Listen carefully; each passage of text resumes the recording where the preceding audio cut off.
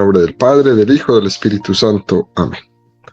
Ven, Espíritu Santo, y llena los corazones de tus fieles, y enciende en ellos el fuego de tu amor. Envía tu Espíritu Creador, y se renovará la faz de la tierra. Estamos estudiando el Catecismo de la Iglesia Católica, su primera parte, la profesión de fe.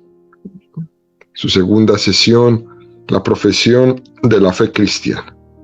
Hemos hecho un pequeño stop, un pequeño pare en el número 198 y 199 del Catecismo para explicar un poco el tema de cómo se llega al paso del politeísmo al monoteísmo, ¿no?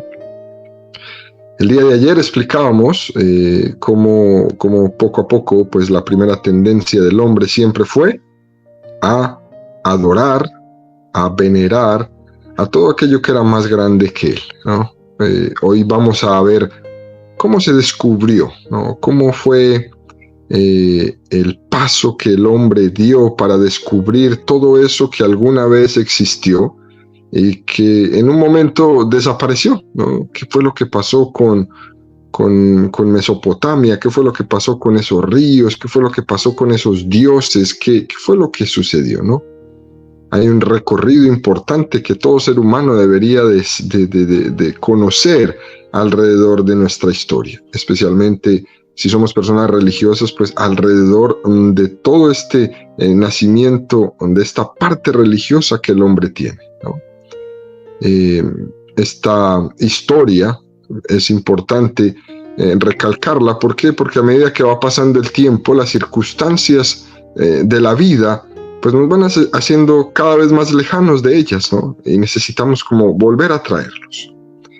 Esta región que el día de ayer estuvimos caminando es una región muy grande, ¿cierto? Históricamente, pues abarca muchísimos lugares, muchísimas ciudades, muchísimos territorios, ¿no? Estamos en este momento en Mesopotamia, estamos en los orígenes de los tiempos y nos preguntamos de una manera muy, muy sencilla, ¿no? Si estas personas inventaron las civilizaciones, si la primera ciudad que existió se llamaba Edidú, ¿no? O Edén, ¿no?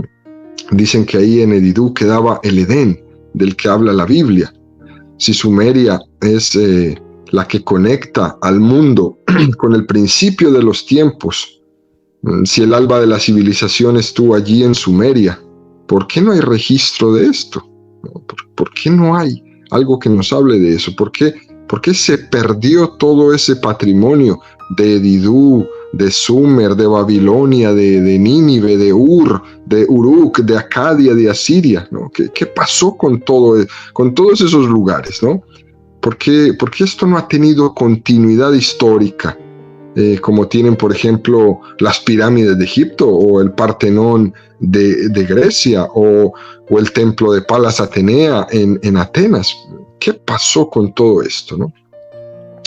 Bueno, pues pasó primero que los materiales en los que fueron construidas todas estas ciudades, pues no eran materiales como los que usaban los egipcios en el valle del río Nilo, ni el mármol que usaban los griegos cuando construían sus templos, ¿no?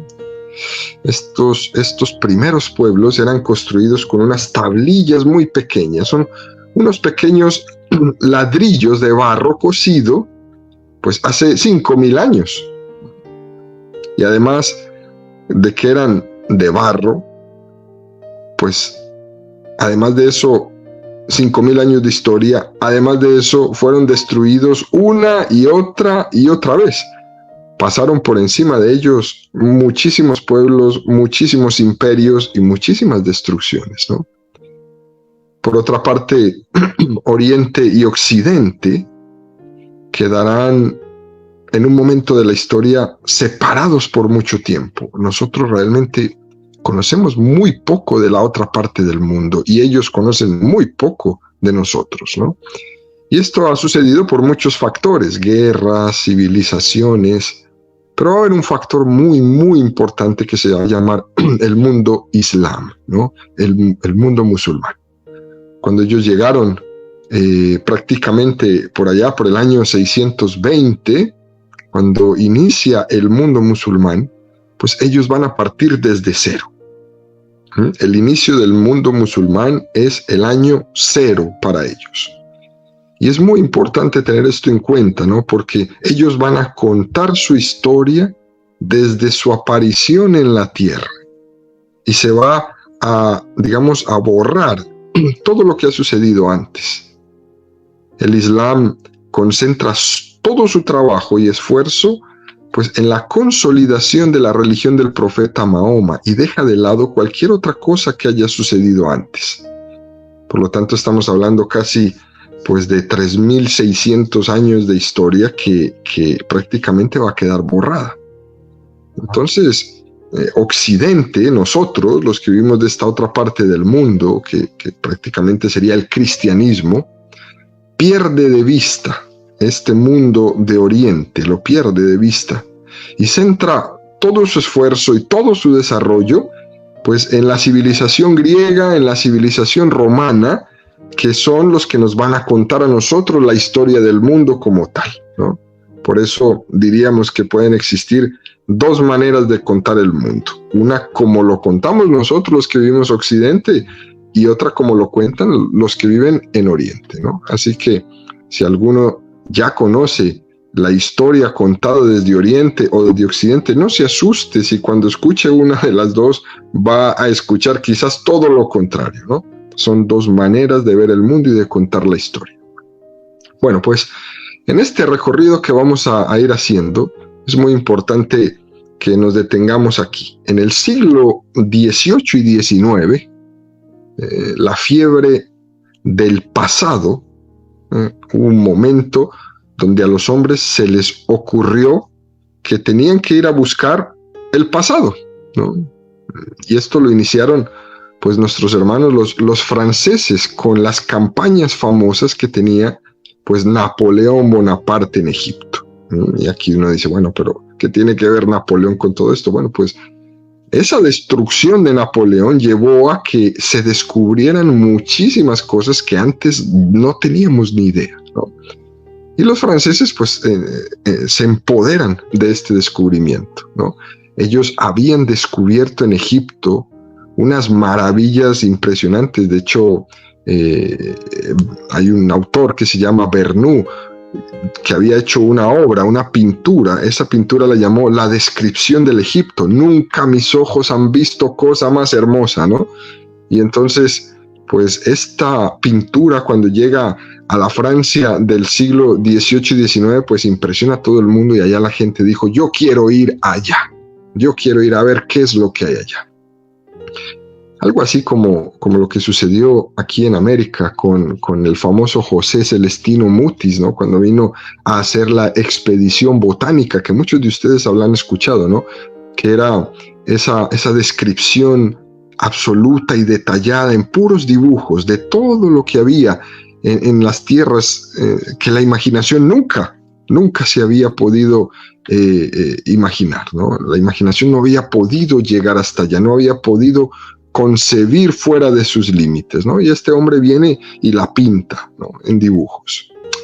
Francia, pues va a continuar con esa tarea, ¿no? Alemania después se va a unir a esa tarea, Inglaterra se va a unir a esa tarea, y aquellos países, pues, digamos, los que gobernaban, los que mandaban el mundo, los que dividieron el mundo como nosotros lo tenemos prácticamente hoy día, pues de ahí van a salir estos grandes arqueólogos, que van a ser capaces de irse a meter en las arenas del desierto, a excavar, a quitar la tierra y a sacar de debajo de las arenas del desierto, pues toda nuestra historia, todo nuestro pasado. Es un hombre quizás muy importante, ¿no?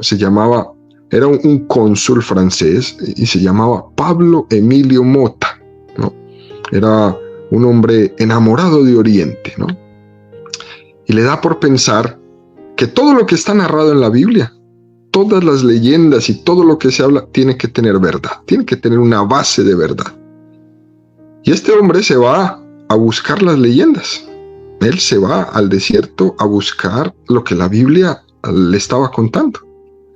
Así como hizo el famoso Schliemann, cuando escuchó, leyendo los libritos de la Ilíada y la Eneida, el hombre dijo, Troya tiene que existir, ¿no? Cuando leía la Ilíada de Homero decía, Troya tiene que existir, ¿no? Y desde que tenía 8 años se propuso encontrar Troya y la encontró, y la encontró. Hizo todo lo que tenía que hacer en su vida para poder tener los recursos y fue e encontró Troya leyendo simplemente los libros de la Ilíada de Homero, ¿no? Bueno, pues este hombre se le mete en la cabeza que lo que la Biblia dice tiene que tener una base de verdad. Y el hombre se va. Él se va para Oriente y empieza a ver unas montañas, ¿no? Unas colinas pequeñas de arena. Esas colinas se llaman en el desierto tel. Un tel es una montañita, ¿no? No es una montaña grande, una montañita de arena que hace el desierto con el aire, ¿no? Empieza a mirar, pues, ¿de qué están hechas las casas en el desierto? Las inscripciones tan raras que tenían las casas, como en sus portadas, en sus fachadas, estaban hechas con unas tablitas, ¿no? Y empieza a preguntarle a las personas, ellos de dónde sacaron esos pequeños ladrillos y esas inscripciones tan raras que tenían ahí, que eran como especies como de patas de pato, ¿no? Que eran como puras rayitas. Y las personas pues le iban indicando de dónde habían sacado todas esas tablitas con las cuales habían forrado sus casas.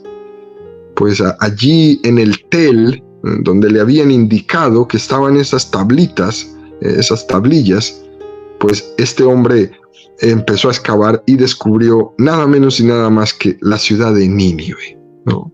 La ciudad de Nínive. Pablo Emilio Mota, este cónsul francés, descubre Nínive. Y empiezan a salir de las arenas del desierto esas figuras enormes que hacían en estas culturas, ¿no? Esos hombres alados con barbas grandes, rizadas, montadas sobre caballos enormes, ¿no? Y empiezan a descubrir los palacios perdidos, a descubrir las grandes ciudades, y se encuentran también un montón de tablillas donde parece que escribían los hombres primitivos. Todos esos elementos del imperio asirio empiezan a salir de las arenas del desierto donde está oculta toda la antigüedad. Esto es muy, muy interesante, queridos amigos, porque es que el mundo no sabía de ello. Esto estaba oculto a nuestros ojos y entonces era como un descubrimiento impresionante que llamaba mucho la atención, porque si ya hemos descubierto esto, podemos descubrir mucho más. Estas tablillas que se encontraban ahí en estos montes de arena que se llamaban tel o que se llaman tel, a esas tablillas se les van a llamar las tablillas cuneiformes, ¿no? Una tablilla cuneiforme. Y se pudieron pues encontrar miles de esas tablillas, ¿no? Se pudieron descifrar qué decía incluso ahí en esas tablillas, ¿no?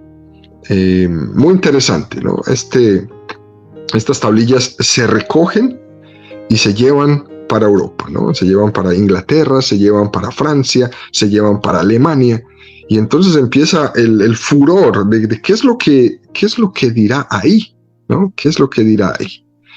Y entonces estas tablillas empiezan pues a leer, ¿no? Se empiezan a leer.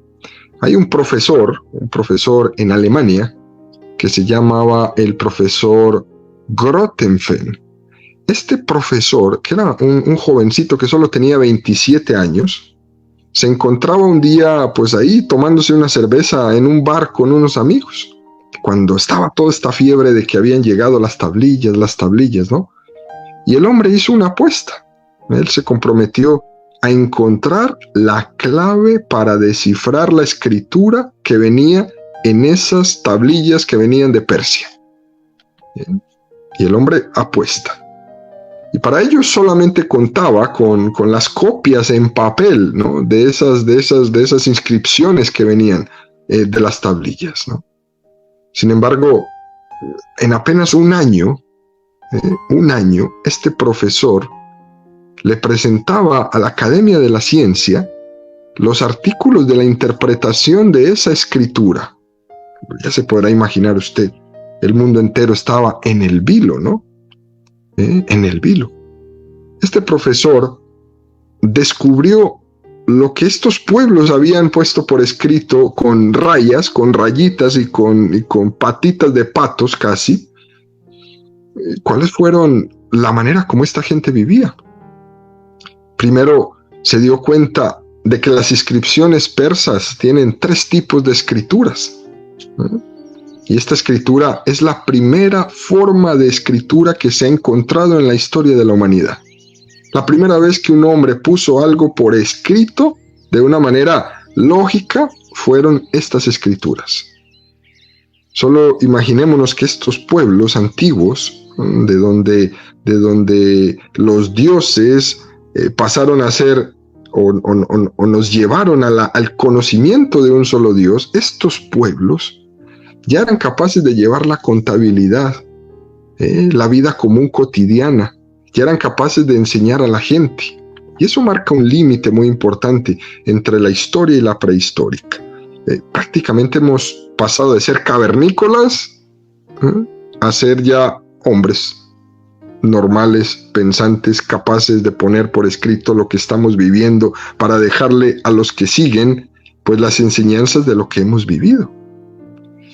También descubrió, ¿no?, que solo se podía grabar pues en un material sólido, como lo es la arcilla, ¿no?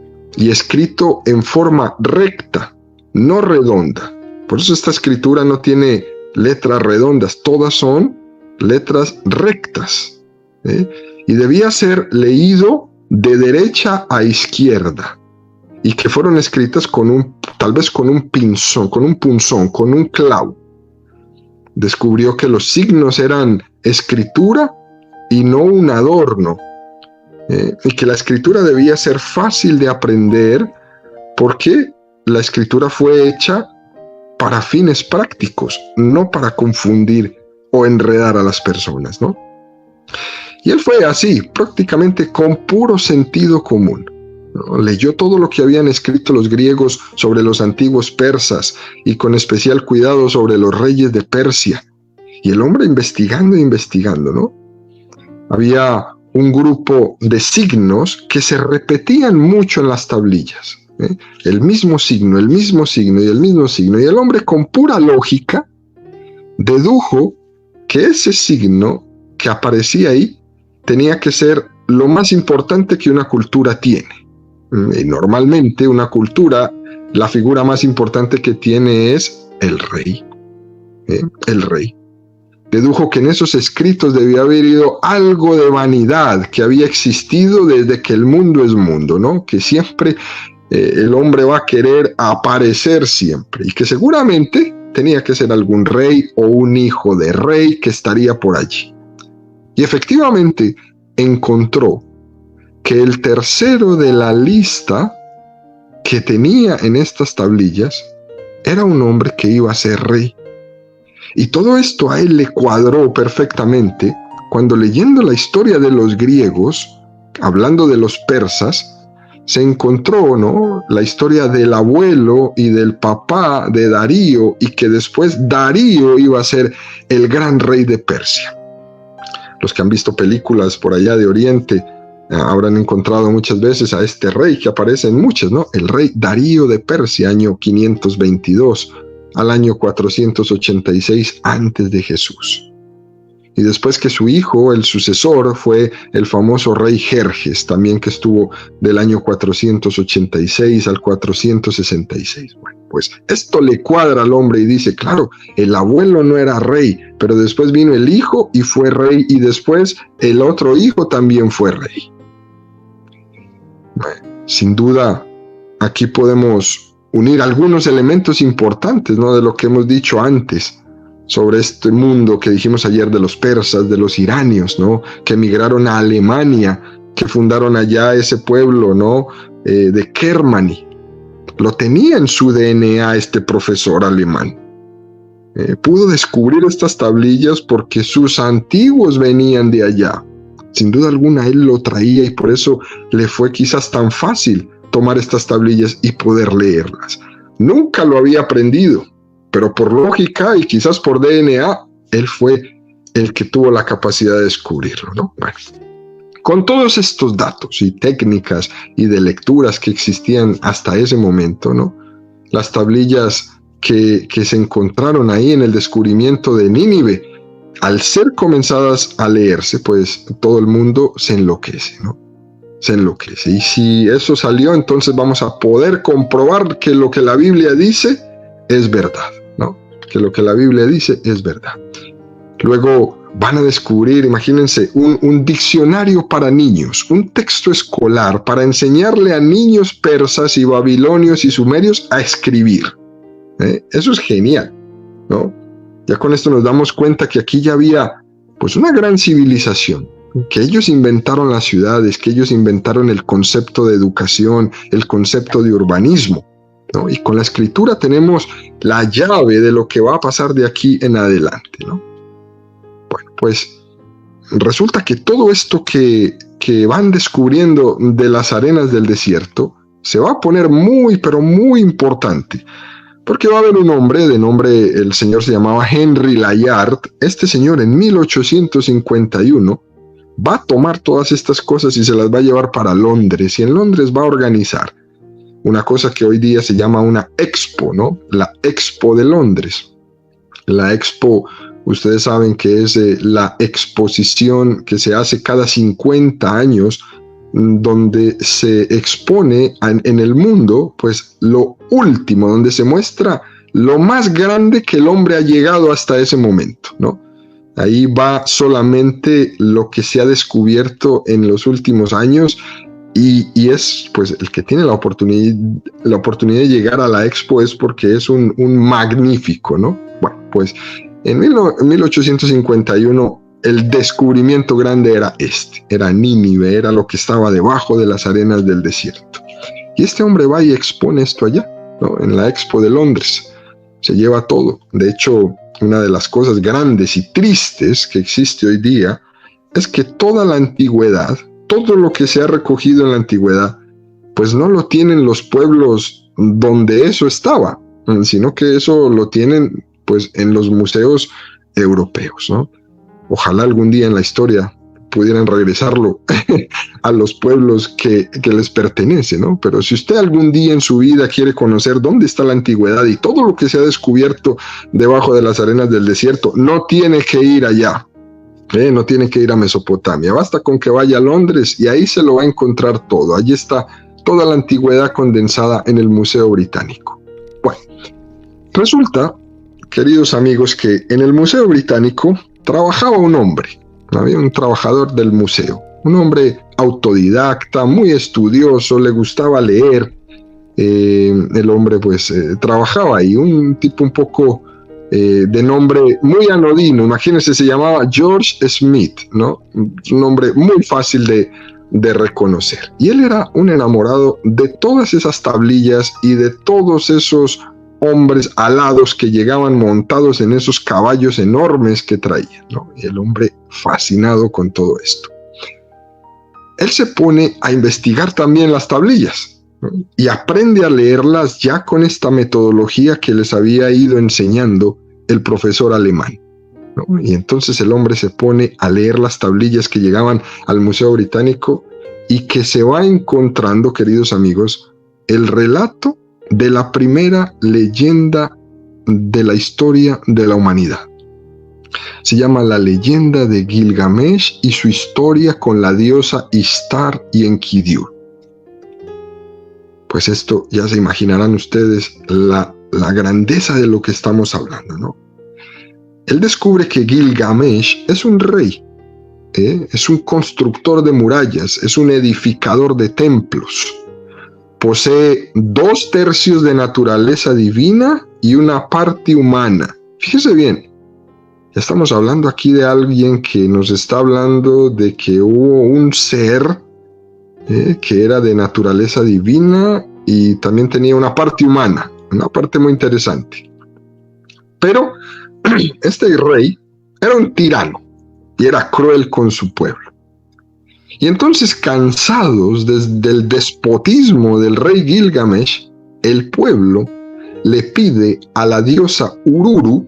La diosa Ururu era la diosa creadora del género humano. Era la esposa del dios Marduk, a quienes los babilonios le habían construido el famoso Figurat de Marduk, o la escalera al cielo, como le decían a ese templo en Babilonia. Ellos se ponen a pedirle a la diosa Ururu que le dé una contraparte, ¿no? Para que luchando contra él, pues por lo menos, si no lo mata, que lo mantenga distraído, ¿no? Pero que la hegemonía de un solo gobernante tiránico es una cosa insoportable. Fíjame bien, queridos amigos, esto como suena de fuerte, sobre todo en una sociedad como la que nosotros vivimos, con esta cantidad de gobernantes tiránicos de las cuales el mundo se está llenando cada vez más, que nadie sabe ni siquiera dónde vamos a llegar. Ya aquí, tantos años antes, ya estaban hablando estos primeros pueblos que le pedían a uno de sus dioses: oye, por favor, quítanos a este gobernante tiránico, y si no lo puede matar, por lo menos que lo distraiga para que nos deje vivir, para que nos deje respirar. Y fíjese bien, porque la hegemonía de un solo gobernante tiránico es una cosa insoportable. Con esto me da a entender el terror que viven muchos de nuestros pueblos con estos gobernantes tiránicos.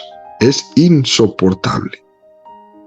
Entonces la diosa Ururu, a partir de una masa de arcilla, moldea una criatura y le pone por nombre Enkidur. Es un ser primitivo, es más animal que hombre, que merodea los campos, que se come los ganados y es el temor de los cazadores. Es más bien como una especie de hombre y medio animal, este Enkidur. Bueno, cuando Gilgamesh fue avisado por uno de los cazadores de la existencia de este hombre animal que se llamaba Enkidur, manda a que se le lleve pues una prostituta del templo para que le enamore. La mujer va, lo seduce, lo enamora. ¿Y qué creen que pasó? Cuando Enkidur se enamora, se vuelve humano. El amor lo humanizó, le quitó lo animal. Interesante para los que me están escuchando, ¿no? El amor nos quita lo animales. Pero en los sueños, la diosa Nisur, la madre de todos los dioses, le dice que en algún momento él tiene que enfrentar a Gilgamesh porque ese es su destino. Enkidur, tu destino no es vivir allá en la tierra enamorado, tu destino es luchar contra Gilgamesh porque para eso te han mandado a la tierra. Bueno, llega el momento en que se encuentra Gilgamesh contra Enkidur y el combate fue total, ¿no? Pero a pesar de que Enkidur le gana la pelea a Gilgamesh, no lo mata. Y lejos de hacerse enemigos, se vuelven amigos. Ambos admiran la fuerza y el valor del otro. Y se ponen de amigos y van juntos a combatir a los gigantes, a hacer campañas heroicas. Y con esto el pueblo quedó feliz, porque por lo menos, aunque no lo haya matado, por lo menos lo mantiene ocupado. Y Gilgamesh se enamora, se enloquece con la amistad de su amigo Enkidur. Llega un momento en la historia donde aparece una diosa, ¿no? La diosa del amor y la belleza se llamaba Ishtar. Aparece Ishtar y ella se enamora de Gilgamesh, pero Gilgamesh la rechaza. Ya se imaginarán ustedes en ese tiempo, ¿no? Rechazar una diosa era un error fatal, ¿no? Pues Gilgamesh se da el lujo de rechazar el amor de la diosa Ishtar y ella decide vengarse por donde más le duele. Tú me rechazaste, ahora yo me vengo. Y la manera que Ishtar opta por vengarse de Gilgamesh fue envenenando a su amigo Enkidur. Entonces Gilgamesh tiene que salir viendo a su amigo que está muriendo Él tiene que salir de su pueblo a encontrar el antídoto que salve la vida de Enkidur de la muerte. Y entonces él escucha que existe el secreto de la inmortalidad.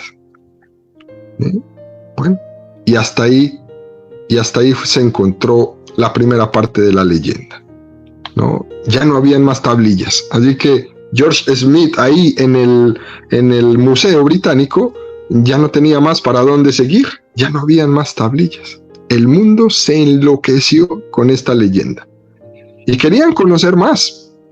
¿Qué es lo que sigue? ¿Qué es lo que sigue? Pero ya no había más donde leer.